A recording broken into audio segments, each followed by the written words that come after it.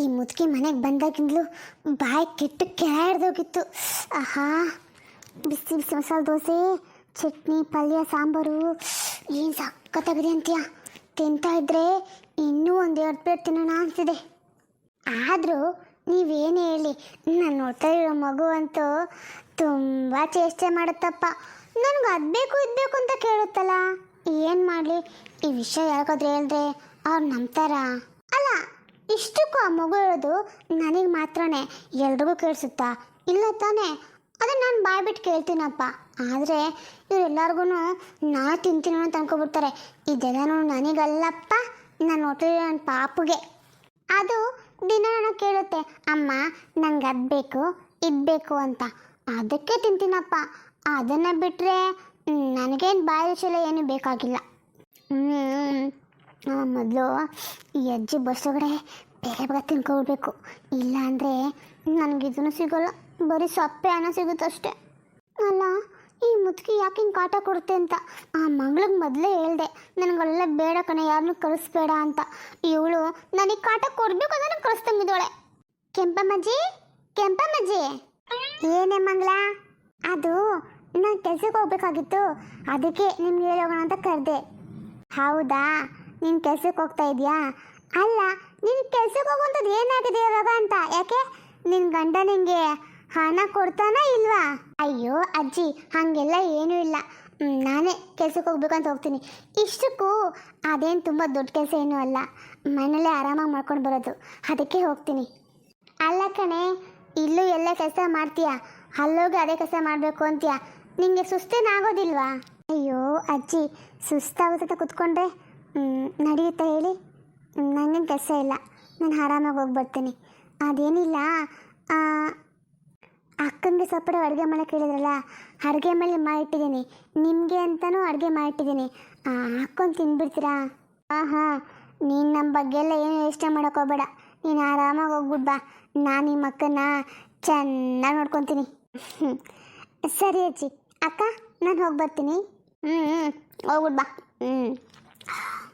ಅಯ್ಯೋ ಅಯ್ಯಯ್ಯೋ, ಇದೇನೇ ನಿನಗೆ ಬಂದಿರೋದು ರೋಗ? ಅಯ್ಯೋ ಮುದುಕಿ, ಏನು ನಂಗಂತೀಯ? ರೋಗ ಗೀಗ ಅಂತೆಲ್ಲ ನಾನು ರೋಗ ಅಲ್ಲದೆ ತೆನ್ ರಾಗನಾ? ಅಲ್ಲ, ನಾನು ನಿಂಗೇನು ಊಟ ಮಾಡಬೇಕು ಅಂತ ಹೇಳಿರೋದು? ಸಪ್ಪೆ ತಾನು ಹೇಳಿರೋದು ಊಟ. ಇದೇನೇ ಇದು? ಹಾ, ಮಸಾಲೆ ಹಾಕೊಂಡು ತಿಂತಾ ಇದೆಯಲ್ಲೇ, ಅದು ಘಮ ಘಮ ಅಂತದೆ.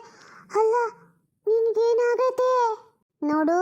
ನೀನು ಹಿಂಗೆ ತಿಂತಾ ಇದ್ರೆ ನೀನು ಹೊಟ್ಟೆ ಇರೋ ಮಗು ದಪ್ಪ ಆಗುತ್ತೆ. ಆಮೇಲೆ ನಿನಗೆ ಚಂದ್ರ ಮೂದೇವಿ, ಅರ್ಥ ಮಾಡ್ಕೋ ನಾನು ಏನು ಹೇಳ್ತೀನಿ ಏನು ಕೇಳ್ತೀನಿ ಅಂತ. ಈ ಅಜ್ಜಿ, ನೀನು ಎಂಥ ಅಜ್ಜಿ ಇರಬೇಕು? ಅಲ್ಲ, ಬಸ್ರಿ ಹೆಂಗಸ್ರಿಗೆಲ್ಲರೂ ಇನ್ನು ಸ್ವಲ್ಪ ತಿನ್ನು ಅತ್ತಿನ್ನು ಇತ್ತಿನ್ನು ಅಂತ ಬಲವಂತ ಮಾಡಿ ತಿನ್ನಿಸ್ತಾರೆ.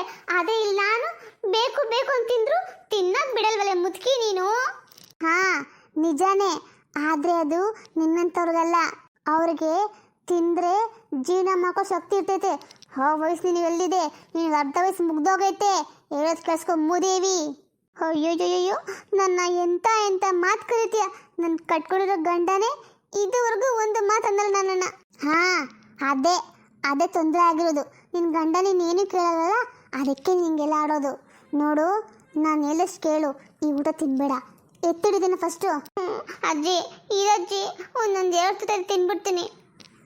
ಇವಾಗ ತಿಂದರೆ ಜಾಸ್ತಿ ನೀನು, ಅದರಲ್ಲಿ ಇನ್ನೊಂದು 2 ತಿಂತಾನಂತೆ. ಎತ್ತಿ ಫಸ್ಟು. ತಗೋ, ಇದು ಮೊಸರನ್ನ. ನೋಡು, ನೀನು ತಂಗಿದ್ದಕ್ಕೆ ನಾನು ಹೇಳ್ದೆ ಇದೆಲ್ಲ ಹಾಕ್ಬೇಡ ಅಂತ, ಆದರೆ ಅವಳೆಲ್ಲ ಮಾತು ಕೇಳ್ತಾಳೆ. ಅದನ್ನು ದಾಳಿಂಬೆ ಕಾಳು, ದ್ರಾಕ್ಷಿ, ಗೋಡಂಬಿ, ಘಮ ಘಮ ಅಂತಿದೆ, ಅದೆಲ್ಲ ಹಾಕಿ ಮೊಸರನ್ನ ಮಾಡಿಕೊಟ್ಟಾಳೆ. ತಿನ್ನು. ಈ ಮೊಸರನ್ನ ತಿಂದರೆ ದೇಹಕ್ಕೂ ತಂಪು, ನಿನ್ನ ಮಗುನೂ ಆರೋಗ್ಯವಾಗಿರ್ತೈತೆ. ಏ ಮುದುಕಿ, ನೀನು ಯಾವ ಸೀಮೆ ಡಾಕ್ಟ್ರು ಅಂತ ನೀನು ಹೇಳಿ ನಾನು ಕೇಳಬೇಕು. ಓ, ಅಂದರೆ ನೀನು ಡಾಕ್ಟ್ರಲ್ದ ಕೇಳ್ತೀಯಾ ಅಂತ ಆಯಿತು. ಸರಿ, ನಡಿ, ನಾನು ಡಾಕ್ಟರ್ ಕರ್ಕೊಳ್ತೀನಿ. ಅವರು ಹೇಳ್ತಾರೆ ಏನು ತಿನ್ನಬೇಕು ಏನು ತಿನ್ನಬಾರ್ದು ಅಂತ. ಹಾಂ, ನಾನು ನಿನಗೆ ಮೊಸರನ್ನ ಕೊಡ್ತೀನಿ, ಆ ಡಾಕ್ಟ್ರು ನಿನಗೆ ಹಾಲನ್ನ ತಿನ್ನು ಅಂತಾರೆ. ತಿಂತೀಯ ಹಾಲನ್ನ? ಅಯ್ಯಪ್ಪ, ಅದಕ್ಕಿಂತಲೂ ಇದೇ ಪರವಾಗಿಲ್ಲ, ನಾ ಇದನ್ನೇ ತಿಂತೀನಿ ಬಿಡು. ಹಾಗ ಬಾ ದಾರಿಗೆ, ತಿನ್ನು. ಬಾಯಿ ರುಚಿ ಕೇಳ್ತಾಳೆ, ಬಾಯಿ ರುಚಿ. ಮಳ್ಳಿ ಮಾಂಸ. ಇವತ್ತು ಎಷ್ಟು ಅಡುಗೆ ಆರ್ಡ್ರ್ ಬಂದಿದೆ? ಹಾಂ ಅಕ್ಕ, ಮಾಮೂಲಿ ಇದ್ದಾವೆ. ಅದಲ್ಲದೆ ಇವತ್ತು ಒಂದೇ ಒಂದು ಅಕ್ಷರ ಬಂದಿದೆ ಅಕ್ಕ, ಅಷ್ಟೇ. ಹೌದಾ, ಆಗಲಿ ಬಿಡು, ನಿಧಾನಕ್ಕೆ ಒಂದೊಂದೇ ಆಗ್ತಾ ಇರಲಿ. ಸರಿ, ಇವತ್ತು ವೆಜ್ಜಾ ನಾನ್ ವೆಜ್ಜಾ? ಎಲ್ಲನೂ ವೆಜ್ಜೆ, ನಾನ್ ವೆಜ್ ಅಂತೂ ಒಂದೂ ಇಲ್ಲ ಇವತ್ತು. ಹೌದಾ, ಸರಿ. ಹಾಗಿದ್ರೆ ನಮ್ಮ ಕೆಲಸ ನಾವು ಶುರು ಮಾಡ್ಕೊಳ್ಳೋಣವಾ? ಹಾಂ ಅಕ್ಕ, ಶುರು ಮಾಡೋಣ. ಅದಕ್ಕೂ ಮೊದಲು ಒಂದು ವಿಷಯ ಹೇಳಬೇಕಾಗಿತ್ತು. ಏನು? ನಮ್ಗೆ ಹೇಗಿದ್ರು ಒಂದೊಂದೇ ಆರ್ಡ್ರ್ ಬರ್ತಾ ಇದೆ, ದಿನಕ್ಕಂದರೆ ಒಂದೊಂದು ಆರ್ಡ್ರ್ ಬರ್ತಾ ಇದೆ. ಹಾಗಾಗಿ ನಾವಿಬ್ಬರೇ ಮಾಡೋ ಮೊದಲು ಇನ್ನೊಂದಿಬ್ಬರು ಹೆಂಗಸನ್ನ ಕರ್ಕೊಂಡ್ರೆ ಹೇಗಿರುತ್ತೆ ಅಕ್ಕ? ಐಡಿಯಾ ಏನೋ ಚೆನ್ನಾಗೇ ಇದೆ, ಆದರೆ ನಮಗೆ ಸರಿಯೋಗಂತ ಹೆಂಗಸರು ಸಿಗ್ಬೇಕಲ್ಲ ಮನ್ಸ. ಅದೇ ಅಕ್ಕ, ನಾನು ಅದನ್ನೇ ಯೋಚನೆ ಮಾಡ್ತಿದ್ದೆ. ಹುಡ್ಕೋಣ, ಸಿಕ್ಕೇ ಸಿಗ್ತಾರೆ. ಜನ ಬೇಕು, ಅದಕ್ಕೆ ತಕ್ಕಂತೆ ಜಾಗನೂ ಇರಬೇಕು.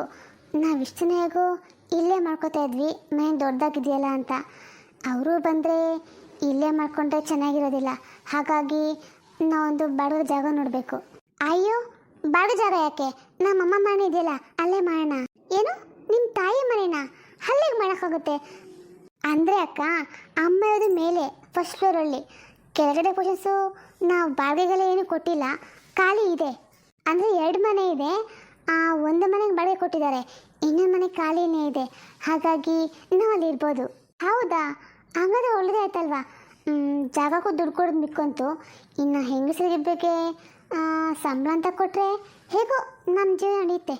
ಅದೇ ಅಕ್ಕ, ನಾನು ಅದೇ ಯೋಚನೆ ಮಾಡ್ತಾ ಇದ್ದೆ. ಹಾಗಾದರೆ ನಾವೀಗ ಜನಕ್ಕೆ ಎಲ್ಲಿ ಹುಡ್ಕೋದು? ಜನ ಅಂದರೆ ನಮಗೆ ಅಕ್ಕಪಕ್ಕ ಸಿಗ್ತಾರೆ, ಹುಡ್ಕೋಣ. ವಿಚಾರಿಸ್ಕೊಂಡು ನೋಡಿದ್ರೆ ಯಾರನ್ನ ಬಂದೇ ಬರ್ತಾರೆ. ಮಂಗ್ಲಕ್ಕ, ಅದೇ ಆ ಮೂಲೆ ಮನೆ ಇದಾರಲ್ಲ ಮಾಲಕ್ಕ, ಅವ್ರನ್ನ ಕೇಳಿದ್ರೆ ಅವ್ರ ಕೈ ರುಚಿ ಅಂತೂ ತುಂಬ ಚೆನ್ನಾಗಿದೆ. ನಮ್ಮ ಅಮ್ಮಂಗೆ ಉಪ್ಪಿನಕಾಯಿಲ್ಲ ಅವರೇ ಹಾಕ್ಕೊಡ್ತಿದ್ದು. ನನಗೆ ಅವ್ರನ್ನ ಕೇಳೋಣ ಅಂತ ಅನಿಸುತ್ತೆ. ನೀವೇನಂತೀರಾ? ನಾನು ಅವ್ರ ಬಗ್ಗೆ ಕೇಳಿದ್ದೀನಿ, ಅವ್ರು ತುಂಬ ಶುಚಿಯಾಗಿ ಅಡುಗೆ ಮಾಡ್ತಾರಂತೆ. ಆಯಿತು, ಅವರೊಬ್ಬರು ಮತ್ತು ಇನ್ನೊಬ್ಬರು ಸದ್ಯಕ್ಕೆ ಅವ್ರು ಕರ್ಕೊಳ್ಳೋಣಕ್ಕ. ನೋಡೋಣ, ಅವರೇ ಯಾರನ್ನ ಕರ್ಕೊಬಂದು ಬರ್ಬೋದು ಅಲ್ವಾ, ಅವ್ರ ಕಿವಿಗೆ ಹಾಕಿರೋಣ. ಸರಿ, ಹಾಗಾದರೆ ಇನ್ನೇನು, ಜಾಗ ಸಿಕ್ತು, ಜನ ಸಿಕ್ಕರು. ಅದಕ್ಕೆ ತಕ್ಕಂಗೆ ನಮ್ಗೆ ಆರ್ಡ್ರ್ ಬಂದರೆ ಸಾಕೀಗ. ಅಕ್ಕ, ನಂಗೊಂದು ಯೋಚನೆ ಬಂತು. ನಾವು ಇಷ್ಟು ದಿನ ಅಂತೂ ನಮ್ಮ ಅಡುಗೆ ಮನೆಗೆ ಏನೂ ಹೆಸರಿಟ್ಟಿಲ್ಲಪ್ಪ, ಇವಾಗ ಇಡೋಣವಾ? ಒಳ್ಳೆ ಐಡಿಯಾ ಮನ್ಸ, ಹಾಗೆ ಮಾಡೋಣ. ಯಾಕೆಂದರೆ ಜನಗಳಿಗೆ ನಾವು ಪರಿಚಯ ಆಗಬೇಕಂದ್ರೆ ಅದು ನಮ್ಮ ಹೆಸರಿಂದನೇ ಇಡಬೇಕು. ಏನಾದರೂ ಹೆಸರು ಯೋಚನೆ ಮಾಡಿದ್ಯಾ ಅಕ್ಕ? ನನ್ನ ತಲೆ ಒಳಗಡೆ 1-2 ಹೆಸರಿದೆ, ಅದನ್ನು ನಿಮ್ಗೆ ಹೇಳ್ತೀನಿ. ಅದರಲ್ಲಿ ಯಾವುದಾದ್ರು ಒಂದು ಸೆಲೆಕ್ಟ್ ಮಾಡಿ ಹೇಳು ಮನ್ಸ. ಆ ಹೆಸರು ಹೇಗಿರ್ಬೇಕಂದ್ರೆ, ಆ ಹೆಸರು ಎಲ್ಲರೂ ಕೇಳಿದ್ರೆ ಊಟ ನೆನಪಾಗಬೇಕು ಅವ್ರಿಗೆ. ಆ ಥರ ಯೋಚನೆ ಮಾಡಿದ್ದೀನಿ. ಅದೇನೆಂದರೆ ಅಮ್ಮನ ಅಡುಗೆ ಮನೆ. ಅಕ್ಕ, ಈ ಹೆಸರು ಹೇಗಿದೆ? ಅಮ್ಮನ ಅಡುಗೆ ಮನೆ. ಮಾನ್ಸ, ಈ ಹೆಸರಂತೂ ಎಷ್ಟು ಚೆನ್ನಾಗಿದೆ ಅಂದರೆ ನಾವೇ ಅಂದ್ಕೊಂಡಿದ್ದೀವಲ್ಲ ಅದಕ್ಕೆ ತಕ್ಕನಾಗಿದೆ. ಇರಲಿ, ಇದೇ ಹೆಸರು ಇರಲಿ. ಸರಿ ಅಕ್ಕ, ಹಾಗಾದರೆ ಮುಂದೆ ನಮಗೂ ಒಂದು ಗುರ್ತಿರುತ್ತೆ.